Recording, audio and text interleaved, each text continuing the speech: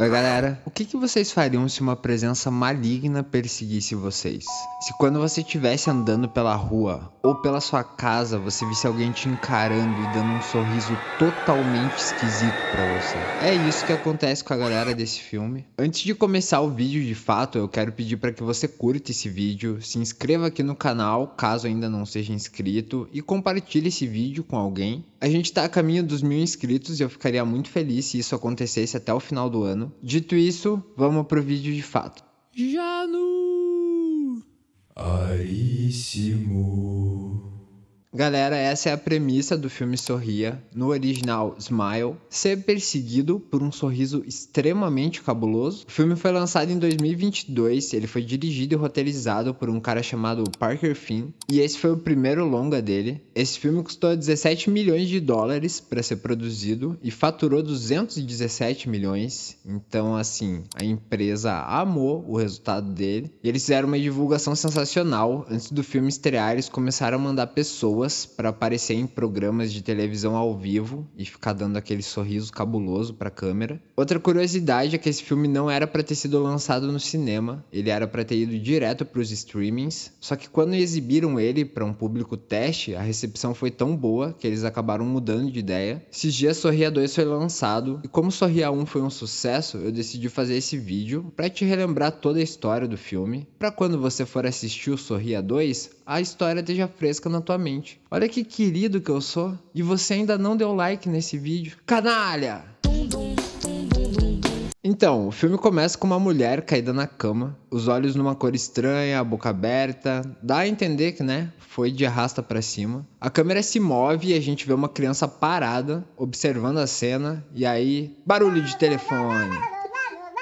Uma mulher estava tirando a melhor soneca possível, a soneca remunerada, mas chamam ela para trabalhar, afinal ela tá em horário de serviço, né? E quando ela chega numa sala, um cara tá passando mal, falando apenas umas coisas muito bad vibes, ele falando que geral vai abandonar esse plano. Ela tenta acalmar ele, mas ele tá muito mal, e ela classifica ele como tendo um episódio maníaco. Ela bota ele na observação, então, né, ela é uma médica, uma psiquiatra, e o seu nome é Rose. Aí uma outra pessoa que trabalha no hospital fala pra ela que o chefe quer conversar com ela.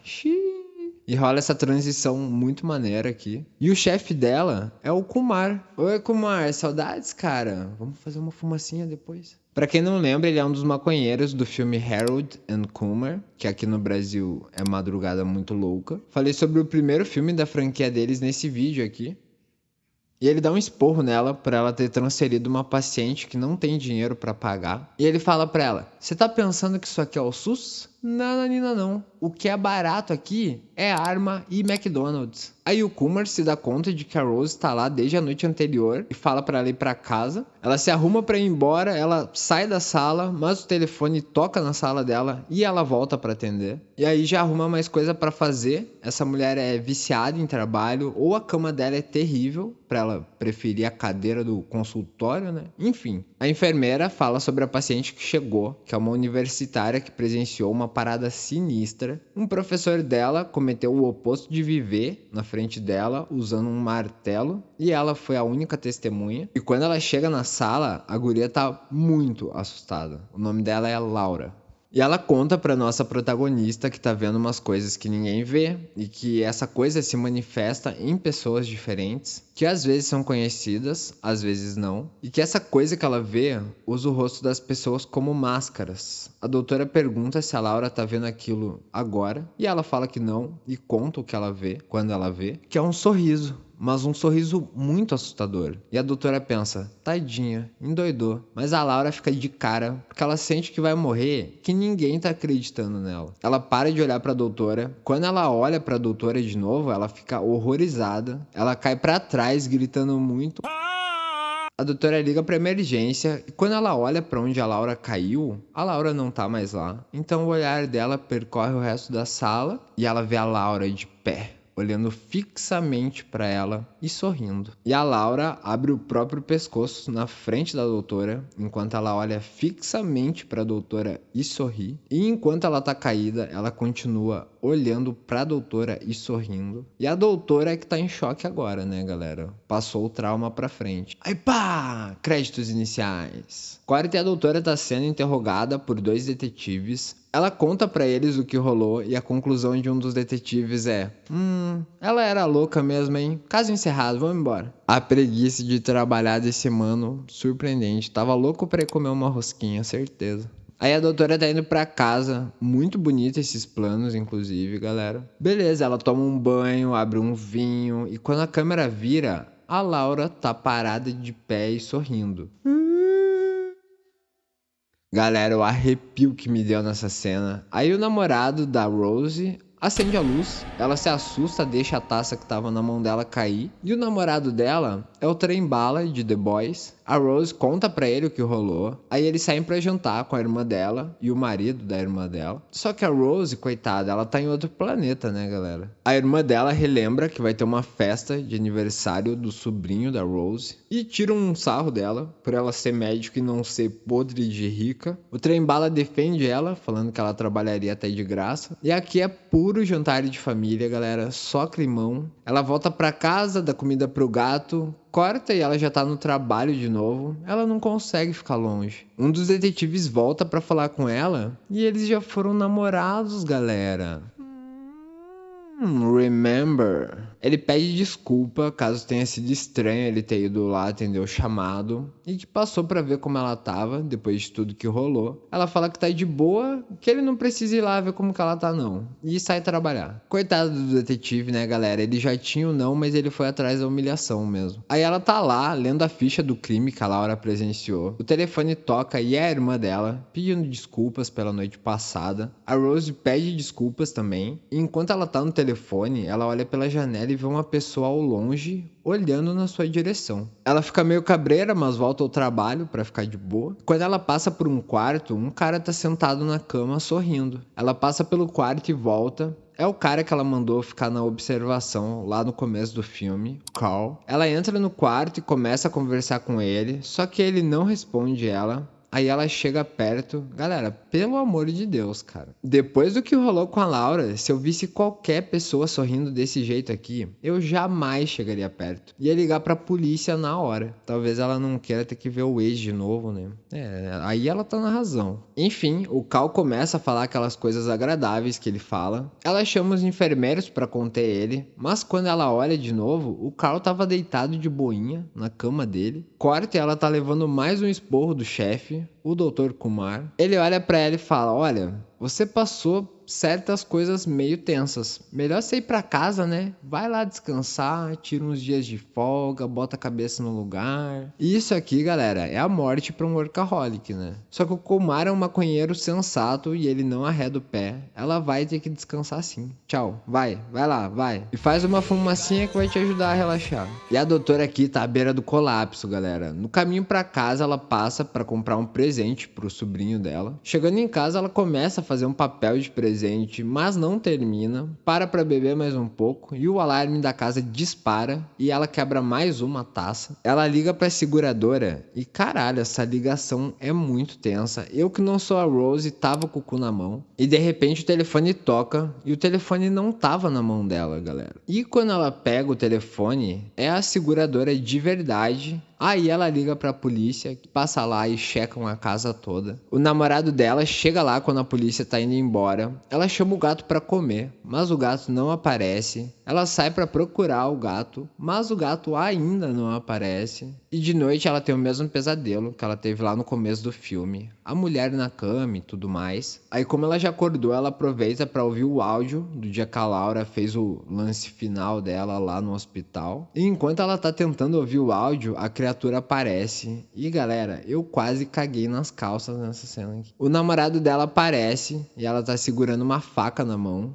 Clima bem tenso. Corta e ela foi pra terapia. Lá na terapia, a doutora fala que seria bom ela voltar a fazer terapia regularmente. E a Rose pede um remédio, mas essa outra doutora fala que só semana que vem elas vão falar sobre remédio. A Rose queria muito uma boletinha, galera. Uau! Mas isso aqui me deixou confuso, eu achei um furo de roteiro. Porque se a Rose é médica, devia ser fácil pra ela, né? Conseguir descolar uns remédios, não? Enfim, depois disso ela se arruma e vai pro aniversário do sobrinho. Rolou parabéns, a criança começa a abrir os presentes. Chega a hora de abrir o presente da tia Rose. E a criança pensa, vou me arregar, né? O presente da tia médica. Quando ele abre a caixa e tira o presente, o que tá dentro era o gato da Rose, galera. E eu acho que eu nem preciso dizer pra vocês, né, que esse gato já tava no céu dos gatos nesse momento ali. Geral que tá na festa fica apavorada, a galera corre e a Rose fica... Meu gato, boa! E quando ela olha pra uma cadeira, ela vê a Laura sorrindo e começa a falar pra galera: Meu Deus, vocês não estão vendo ela ali, olha isso, ah! Ela desvia o olhar e quando ela olha de novo, a Laura tá na frente dela. Ela cai numa mesa de vidro e fica toda zoada. No hospital, o chefe dela tenta trocar uma ideia com ela, mas ela tá em outro mundo. Aí o namorado da Rose busca ela conta pra ele tudo que tá rolando, mas o trem-bala claramente tá muito cabreiro, achando que a namorada dele enlouqueceu. Aí ele fala por que ele tá achando isso, porque a mãe dela também aparentemente enlouqueceu. Tato desse namorado, hein? Porra, nota 10. Ela tenta se explicar, mas ele não escuta. Ele entra na casa e vai dormir no sofá. E de noite a Rose está fazendo as pesquisas dela. E da escuridão ela sente um chamado. Aí ela apaga a luz e deita. Vou estar recusando esse chamado, hein? Mas mesmo ela recusando esse chamado, ela continua ouvindo uma voz. E a voz que ela escuta dessa vez é a voz da mãe dela. Corta e ela chega na casa do professor da Laura, que cometeu o oposto da vida na frente dela. Da Laura, né, no caso. Ela chega lá, fingindo ser uma repórter. E a esposa desse professor da Laura conta as coisas que ela lembra. E a mulher tá super mal, porque a última lembrança que ela tem do marido é bem cabulosa. Ela mostra uns desenhos da coisa que ele fez quando ele tava vendo essa coisa. E a esposa do professor conta que ele também viu alguém cometer o ato de não viver. Nossa, galera, é muito difícil falar isso sem falar isso, né?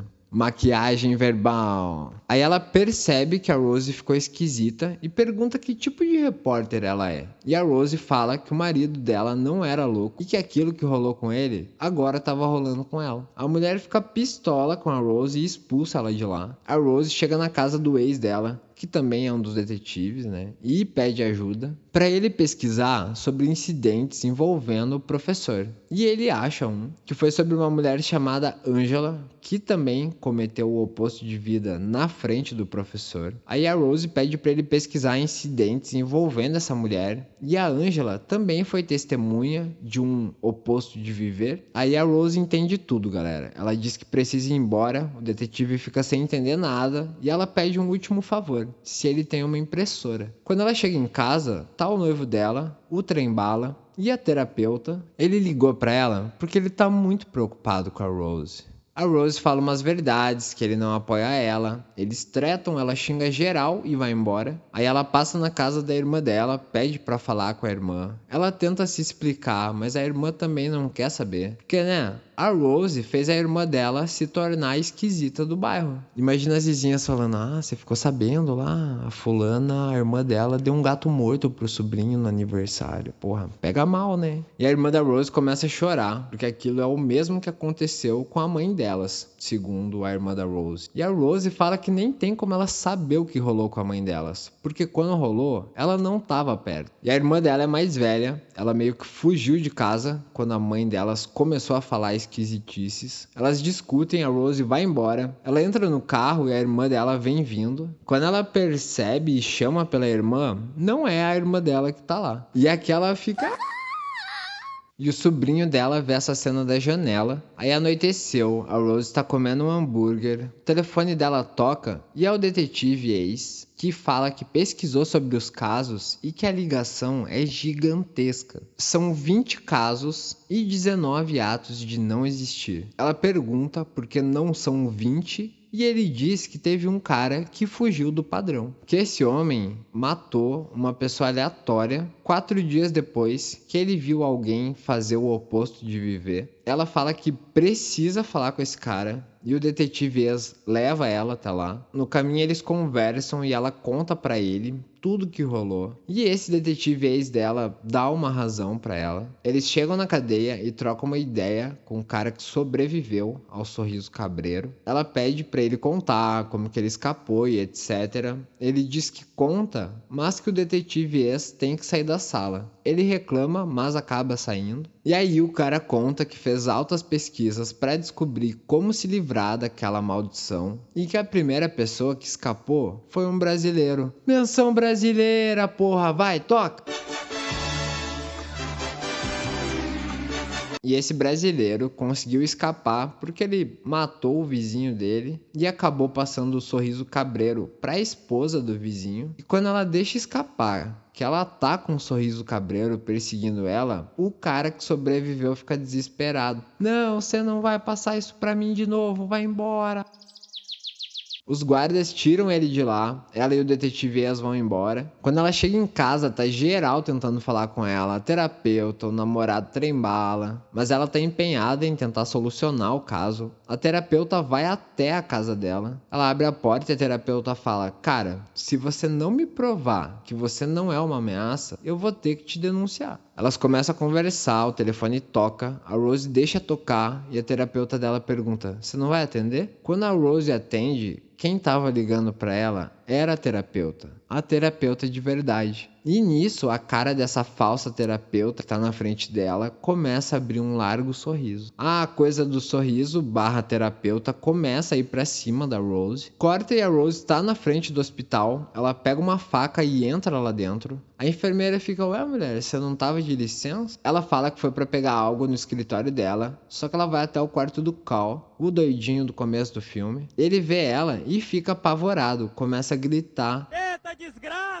O Dr. Kumar, o chefe da Rose, chega lá e fala que ela não pode chegar perto dos pacientes e ela conseguiu o que ela precisava: uma testemunha. Ela tira a faca da manga e começa a esfaquear o Cal. E quando ela olha pro Dr. Kumar, ele tá arrancando o próprio rosto. Aí ela acorda. Era uma viagem, galera. Ela não matou ninguém. O Dr. Kumar percebe a faca no banco, pede pra conversar com ela, mas a Rose teve uma ideia. Ela diz que precisa ficar sozinha e sai de lá. O detetive ex liga pra Rose e ela conta o plano pra ele, que se ela ficar sozinha, a entidade do sorriso não vai ter como se alimentar. Ela desliga o telefone, aí ela chega num lugar, sai do carro, e esse lugar é a casa que ela morou na infância. A casa que aconteceu aquele rolê com a mãe dela. Ela entra na casa, ela chega nesse quarto e quando ela entra nele, é a visão de infância dela. A mãe dela tá na cama e pede ajuda porque ela passou no ponto no consumo de remédios e tá quase indo pra uma pior. Aí corta e a Rose é adulta, ela abre a porta do quarto, dá uma olhada na cama onde tudo aconteceu e fecha a porta do quarto novamente. Ela se prepara para passar a noite lá. A noite chega, ela tá com seu lampiãozinho e um sonho, esperando o momento. E quando ela olha pelo corredor de novo, a porta do quarto da mãe dela tá entreaberta. Ela chega lá e tem uma pessoa sentada na cama. E é a mãe dela. E elas discutem aqui. A mãe da Rose acusa ela por não ter ajudado ela e ela ter acabado morrendo por conta disso. E a Rose fala que não ajudou porque tinha medo dela, que ela era uma criança e a mãe era terrível com ela, e que ela fez essa escolha, mas que ela precisava esquecer de tudo isso. E a Rose fala que aquilo não é real, e a mãe da Rose, barra entidade do sorriso, fala que a mente dela torna tudo aquilo real. E faz muito sentido, né, galera? Se uma coisa existe, mesmo que seja na tua mente, ela existe, né? Mas só na tua mente, dependendo do caso. Enfim, as coisas não precisam de uma forma para existir, e eu achei isso bem poético. A Rose vai fechar a porta do quarto, mas a criatura não deixa. Quando a criatura sai do quarto, ela tá gigantesca. A coisa puxa a Rose, começa a enforcar ela e falar: você não pode escapar da tua mente. Porra. E a Rose fala que a mente é dela e não dessa entidadezinha aí. Ela tira a mão da criatura do pescoço dela e quebra o braço da criatura sorriso, que dá um grito. Aí a Rose pega o lampião e Tá quente! A Rose sai da casa e deixa a criatura lá queimando. Ela passa na casa do detetive Ace e fala que ela fugiu porque tinha medo de baixar a guarda e sentiu que ela estava fazendo isso com ele. Ela pede desculpas e pede também para ficar na casa dele essa noite e para que ele fique com ela até ela dormir. E ele fala que vai ficar com ela, que ele vai ficar com ela para sempre. Aí aqui rola um efeito de mudança de luz, a cena tá clara, enquanto ele fala isso, vai escurecendo. É a criatura. Ela tenta correr e quando ela passa pela porta, ela percebe que ainda tá na casa que ela passou a infância. O detetive chama ela, o detetive de verdade no caso, ele conseguiu achar onde a Rose estava. E como ela percebe que vai dar merda, se ele vê o que tem lá dentro, ela entra na casa e tranca a porta. A criatura do sorriso começa a ir pra cima dela, e essa entidade cabreira arranca o próprio rosto, abre a boca da Rose e aparentemente entra lá dentro. O detetive Ace entra na casa e vê algumas coisas. O lampião tá no chão e tá inteiro. E numa parte da sala, a Rose tá de pé, segurando um latão. Tá tudo molhado em volta dela. Quando ele chama por ela, ela vira e olha pra ele sorrindo, acende um fósforo e começa a pegar fogo. Aí rola um super close no olho do detetive Ace. Ele vê alguém completamente em chamas, assim como a Rose achou ter conseguido fazer com a criatura. O filme acaba e os créditos entram. Galera, fazia muito tempo que eu não tomava tanto susto igual eu tomei vendo esse filme. Eu sou meio contra jumpscare, confesso, eu fico puto. Confesso que sempre que rola eu fico meio... Porém, Sorria conseguiu me assustar em todos os jumpscares que rolaram, então parabéns pro diretor. Alguns deles, inclusive, me fizeram xingar, e quando eu xingo é porque o jumpscare funcionou realmente. Esse filme surgiu de um curta, o nome do curta era Laura Hasn't Slept, algo tipo Laura Não Dormiu, que conta a história da primeira paciente da Rose no filme. E o filme mesmo era pra ter outro nome, o nome era pra ser Something's Wrong with Rose, algo está errado com Rose. E enquanto eu fazia esse roteiro, eu fiquei pensando como a criatura desse filme é cabreira. E ela me fez pensar em outra criatura dos filmes de terror, que eu acho muito cabreira, que é o Fred Krueger. Caso você nunca tenha assistido aos filmes de A Hora do Pesadelo, que é a franquia do Fred Krueger, A Nightmare in Elm Street, em inglês, a premissa da franquia do Fred é que um homem que era péssimo e fazia coisas que não se deve fazer com crianças foi perseguido por um grupo de pais que o prendeu num galpão e tacaram fogo. Belo e moral. Tem mais é que...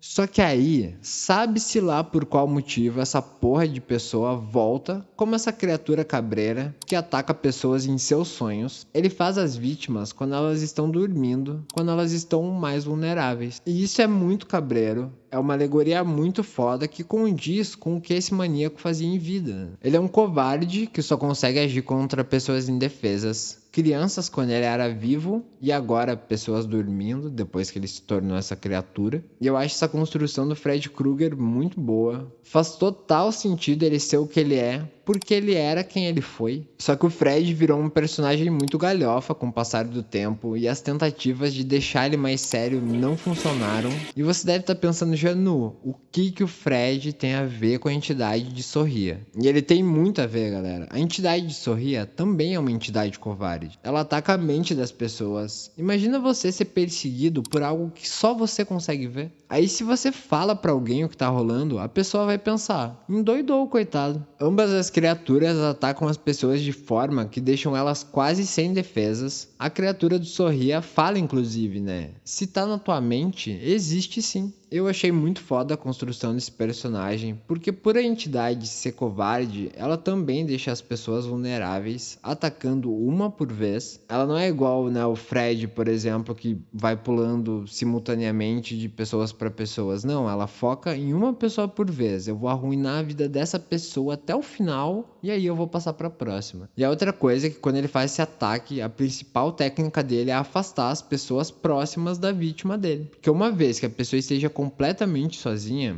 fica bem mais fácil para ele terminar o serviço. Então assim, nota 10 pra concepção dessa criatura. Fica a recomendação, galera. Sorri é um ótimo filme e faz total sentido que tenha ganho uma continuação. Inclusive, daqui uns dias vai sair um vídeo dando opinião pós-sessão. E galera, os vídeos de opinião pós-sessão não tem spoilers, tá? É apenas um resuminho rápido do que eu achei. Eu posso até acabar fazendo vídeos de análise deles, mas aí vai ser só depois que eles saírem do cinema. Dito isso, eu decidi inserir uma coisa a mais nesses vídeos de análise, que é a categoria Premiação e notas, Janu.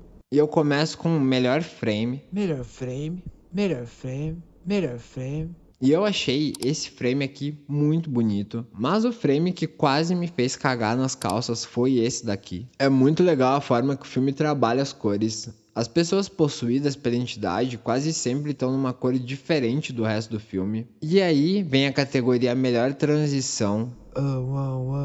Melhor transição. Essa transição aqui eu vi e fiquei, queria ter feito, hein? E também a categoria melhor personagem. Melhor personagem. A protagonista do filme mandou muito bem, a Sosie Bacon. Sim, ela é filha do Kevin Bacon, porque ela começa o filme aparentemente de boa, e você vai vendo ela ficando cada vez mais transtornada das ideias, mas a atuação da guria que faz a Laura foi muito foda. Então as donas desse filme, pra mim, são as duas. O detetive Ace é gente boa também, mas é meio paspalho, né? Enfim. Pior personagem. Já o pior personagem, eu acho que é o noivo da Rose, o trem-bala de The Boys. Que cara chato, só fala chatice, só age de forma chata. Sei lá o que a Rose estava fazendo com ele. Enfim, um Borsa ganhou o prêmio pior personagem. E agora a minha nota. Nota, Janu lançou a nota. E eu vou começar a dar nota para os filmes agora, galera. Vai ser de 0 a 10 Janus. 0 Janu é porque eu detestei algo, foi a pior coisa que eu já vi e que eu acho que esse filme não deveria existir. 10 Janus é quando o filme é foda, me prende do começo ao fim e me faz pensar quando acabou. Que bom que eu assisti esse filme, porque isso foi muito maluco. Enfim, dito isso, minha nota pro filme Sorria é de 9 Janus. Só não foi 10 porque eu fiquei triste com o final. Eu torci pra que a Rose conseguisse escapar daquela porra lá. E que ela terminasse com o trem-bala e voltasse com o detetive Ace. Mas não rolou final feliz. Aqui não. Vida que segue, né, galera? Porém, Sorria é disparado um dos filmes de terror mais legais dos últimos anos. E faz total sentido que tenha ganho a continuação que ganhou. Se no 2 eles conseguirem mandar tão bem quanto eles mandaram no primeiro, a gente vai ter uma nova franquia se consolidando nos próximos anos. Janu. Obrigado por assistir o vídeo até o final. Se você gostou, deixa uma curtida, um comentário, manda pra alguém. Se é a tua primeira vez aqui, cogita se inscrever. Meu nome é Kleber Januário, eu sou formado em design, eu tô aqui toda semana falando sobre cinema. E se você já é inscrito, que maneiro que você voltou. E é isso, valeu galera, até o próximo vídeo, tchau!